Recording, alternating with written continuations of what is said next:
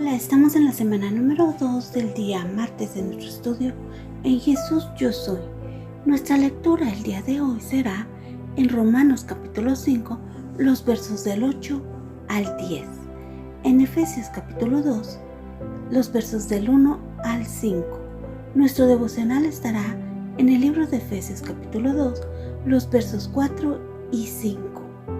Vayamos a nuestras citas y dice: Mas Dios muestra su amor para con nosotros, en que siendo aún pecadores, Cristo murió por nosotros. Pues mucho más, estando ya justificados en su sangre, por él seremos salvos de la ira. Porque si siendo enemigos, fuimos reconciliados con Dios por la muerte de su Hijo, mucho más, estando reconciliados, seremos salvos por su vida.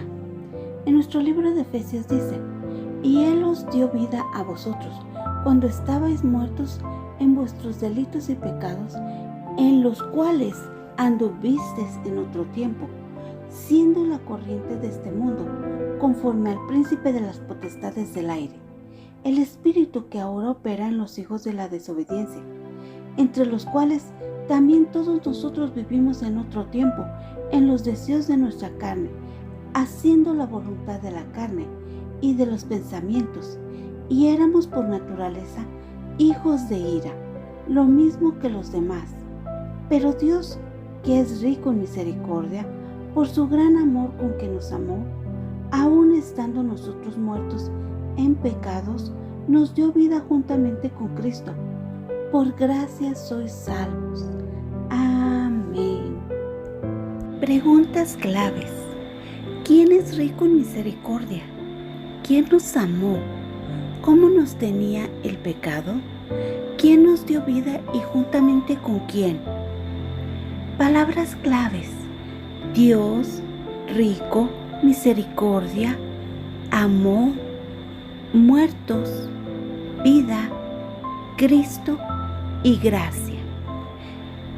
De tal manera amó Dios al mundo que ha dado a su Hijo unigénito, para que todo aquel que en Él cree no se pierda, mas tenga vida eterna. Porque no envió Dios a su Hijo al mundo para condenar al mundo, sino para que el mundo sea salvo por Él. Juan 3, 16 y 17. Observamos una vez más una confirmación del amor de Dios para la humanidad. Desde el principio Dios proveyó un redentor para nosotros. Observamos que es rico en misericordia. Este sentimiento es generado en el interior de nuestras entrañas. Es ahí donde le dolemos a Dios. Aún así, Él nos ama y prolonga su misericordia. Observamos que estábamos muertos en pecados. Y es claro lo que dice aquí: estábamos muertos espiritualmente. Si estamos muertos, ¿habríamos de representar algo acaso? No. La Biblia dice que la paga del pecado es muerte, así que si pecamos, estamos muertos. Y eso es lo que representamos. Adquirimos esta muerte porque pecamos contra Dios y necesitábamos del sacrificio de Jesucristo en la cruz, porque sin la sangre no hay remisión de pecados. Este sacrificio que hizo una vez y para siempre Jesucristo en la cruz nos limpió.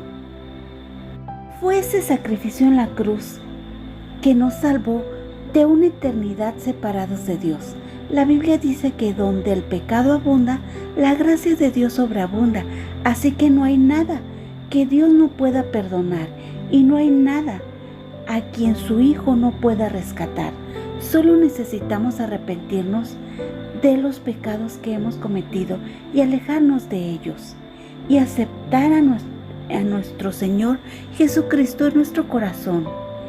El mundo puede decir que hay muchos caminos para llegar a Dios, pero la Biblia dice que Él es el camino, la verdad y la vida.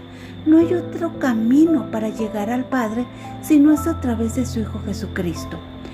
Hoy el estudio me hace reflexionar: en cuanto todos pecamos, estamos destituidos de la presencia de Dios. Si estoy destituido, quiere decir que no tengo comunicación con Él. Reflexiono: en la paga del pecado es muerte. Si la paga por pecar es la muerte, reflexiono en que estoy muerta o que estaba muerta por mis pecados. Estoy separada de la presencia de Dios. Reflexiono en la salvación a través de su Hijo Jesucristo. Aun cuando no lo merecía, Él me salvó y me dio vida a través de Él. Y no lo hizo por lo que yo hiciera, sino por la gracia de Dios, que cubrió la multitud de mis pecados. Ahora sí, vayamos al devocional de ADG. Por Elianis Martínez. Su firma dice: Gracia y paz desde Panamá. Los seres humanos solemos tener algo así como una escalada de valores ante los eventos.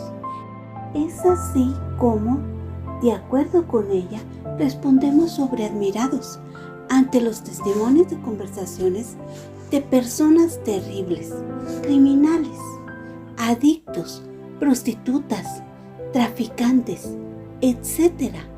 Mientras que somos más pasivos ante la historia de algún tranquilo hijo de pastor o de alguna hermana que siempre vivió con un estándar moralmente aceptable.